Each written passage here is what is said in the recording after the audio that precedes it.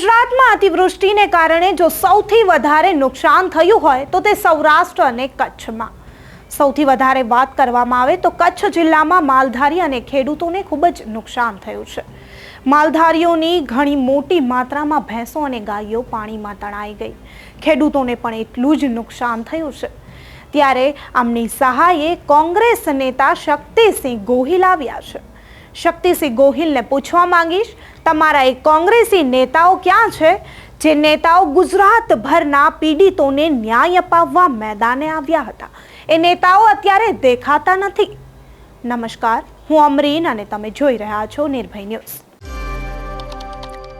કોંગ્રેસ નેતાઓએ હમણાં એક ન્યાય યાત્રા કાઢી હતી। એ ન્યાય યાત્રામાં ગુજરાતના લોકોને તેઓ ન્યાય અપાવવાના હતા। જે પણ અત્યાર સુધી ભાજપના પાપે ભ્રષ્ટાચારનો ભોગ બન્યા છે તે લોકોને કોંગ્રેસી નેતાઓ ન્યાય અપાવવા મેદાને આવ્યા હતા। ગુજરાતભરના અનેક મોટા જિલ્લાઓમાં ફરી રહ્યા હતા।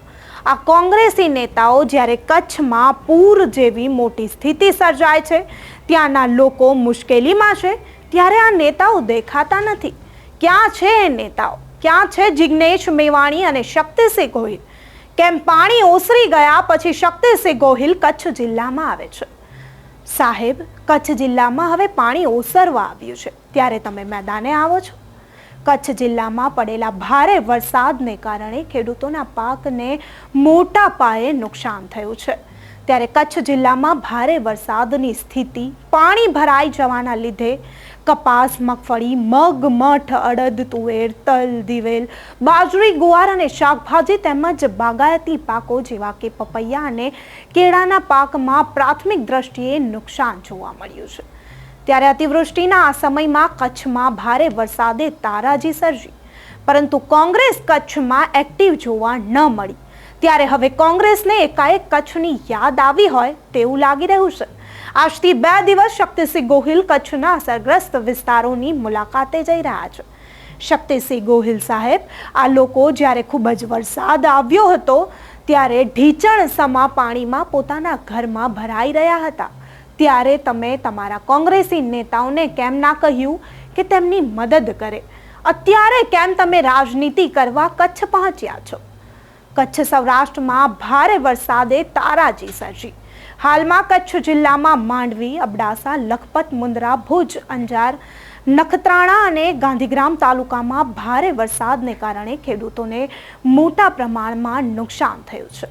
ત્યારે હવે ગુજરાત કોંગ્રેસ પ્રદેશ પ્રમુખ શક્તિસિંહ ગોહિલ અસરગ્રસ્ત વિસ્તારોની મુલાકાત લઈ રહ્યા છે, જે અંતર્ગત આજથી 2 દિવસ માટે શક્તિસિંહ ભારે વરસાદથી અસરગ્રસ્ત અને જે પૂર અસરગ્રસ્ત વિસ્તારો છે કચ્છના માંડવી, અબડાસા, ભુજ વગેરે મોટા જે વિસ્તારો છે ત્યાંની મુલાકાતે જવાના છે।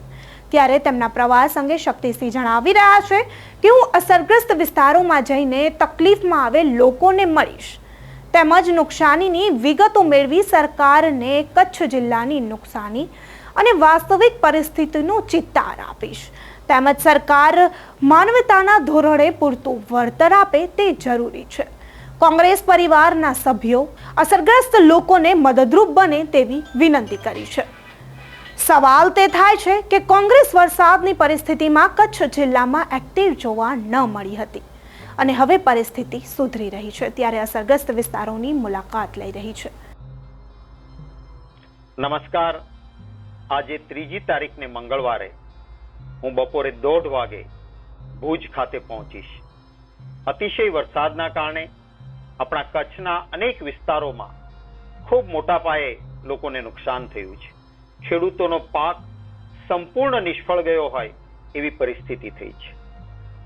શહેરોમાં, નગરોમાં અને ગામોમાં ઘરોમાં પાણી ઘૂસવાના કારણે લોકોને ખૂબ મોટી મુશ્કેલીઓ ઊભી થઈ છે। ત્યારે આ મુશ્કેલીમાં આવેલા કચ્છી માડુઓને રૂબરૂ મળીને તેમની પરિસ્થિતિથી વાકેફ થવા માટે અને એમની જે મુશ્કેલીઓ છે એમનો અવાજ સરકાર સુધી પહોંચાડી શકાય એટલા માટે રૂબરૂ મળવાનો કાર્યક્રમ રાખ્યો છે। બપોરે મંગળવાર 3જી તારીખ 1:30 વાગે ભુજ ખાતે પહોંચ્યા પછી ત્યાંથી માંડવી જવાનો છું। માંડવીમાં જે અસરગ્રસ્ત વિસ્તારો છે તેની શક્ય એટલા વિસ્તારોની મુલાકાત લઈશું, લોકોને, અસરગ્રસ્ત લોકોને મળીશું રાત્રિ મુકામ માંડવી કર્યા બાદ બુધવારે 4મી તારીખે અબડાસા વિસ્તારનો જે અસરગ્રસ્ત વિસ્તાર છે એ કોઠારા હોય, જખો હોય કે અન્ય વિસ્તારો છે, એની શક્ય તે વિસ્તારોની મુલાકાત લેવાનો પ્રયત્ન રહેશે. સાંજે ભુજ ખાતે પહોંચ્યા પછી કોંગ્રેસના કાર્યકર્તા મિત્રો સાથે પણ વાત કરીશું અને જે લોકોની તકલીફ છે એમનો અવાજ કોંગ્રેસ પક્ષ બને, સરકાર ઉદાર હાથે સહાય કરે એ જરૂરી છે. હું જામનગર જઈને આવ્યો, સૌરાષ્ટ્રના વિસ્તારોની મુલાકાત લીધી. આપણી કોંગ્રેસ પક્ષની ટીમ અને અમિતભાઈ ચાવડા વડોદરા ખાતે પહોંચ્યા હતા. તમામ જગ્યાએથી એક સામાન્ય ફરિયાદ ઉઠી છે કે સરકારે જે વળતર આપવું જોઈએ, મદદરૂપ થવું જોઈએ, એમાં સરકાર ઊણી ઉતરી રહી છે. કેશડોલ્સ એમ કે સરકારે જેને ફેરવા હોય, દૂર લઈ ગયા હોય એને જ આપીએ. ના, આવું ન હોય.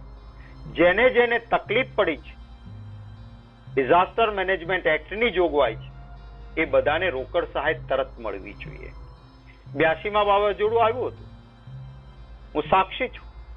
કોંગ્રેસની સરકાર હતી, ઘણા બધા મિત્રોને એ વખતે યાદ હશે, જે અસરગ્રસ્ત વિસ્તારો હતા ત્યાં જે માલઢોરનું નુકસાન થયું હતું, ચાહે બકરી મરી, ચાહે બળદ ગયો કે ચાહે ગાય કે ભેંસ, એને પૂરતું એની રકમ જેટલું વળતર મળ્યું હતું.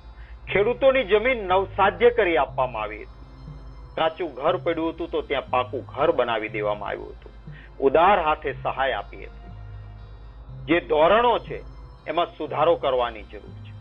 આજે આ સરકાર જે ફોર્મનું વિતરણ કરે છે એમાં જે ઘરવકરીને કપડા માટે 2500 રૂપિયા અને મકાનના નુકસાનના બીજા 2500, માત્ર 5000 રૂપિયા માટે ફોર્મ ભરાવે છે. એ પણ મહત્તમ 5000. 5000 રૂપિયામાં શું થાય? ત્યારે સરકારને પણ વિનંતી કરીશું, માંગ કરીશું, લોકોનો અવાજ બનીશું અને આ ધોરણોમાં સુધારો થવો જોઈએ. ઉદાર હાથે સહાય મળે એ માટે પ્રયત્ન કરીશું. કચ્છના મિત્રોને વિનંતી છે કે આપ જ્યાં ક્યાંય મારા સાથે જોડાઈ શકતા હો, ત્યાં પ્રવાસમાં આપને અનુકૂળતા હોય તો જરૂર જોડાજો અને લોકોને જે આપણે મદદરૂપ થઈ શકતા હોઈએ. મને આનંદ છે, જામનગરમાં મેં જોયું કોંગ્રેસના કાર્યકર મિત્રોએ સરકારના ફોર્મની જાતે ઝેરોક્સ કરાવી, ટેબલ નાખીને શેરીએ ને ગલીએ બેસીને કોઈને આધાર કાર્ડના બીજાની ઝેરોક્સ કરવાની હોય તો એ કરી આપીને, ફોર્મ જાતે ભરી આપીને લોકોને મદદરૂપ બન્યા છે. એમ કચ્છમાં પણ આપણે લોકોને મદદરૂપ બનીએ. જે યથાશક્તિ આપણાથી થઈ શકતું હોય તે લોકોને મદદ કરીએ. તંત્રને પણ ક્યાંય જરૂરિયાત હોય તો, કારણ કે રાજકારણ કરવાનો જ માત્ર આ સમય નથી. સરકારને સહાય આપવી એ સરકારની જવાબદારી અને ફરજ છે.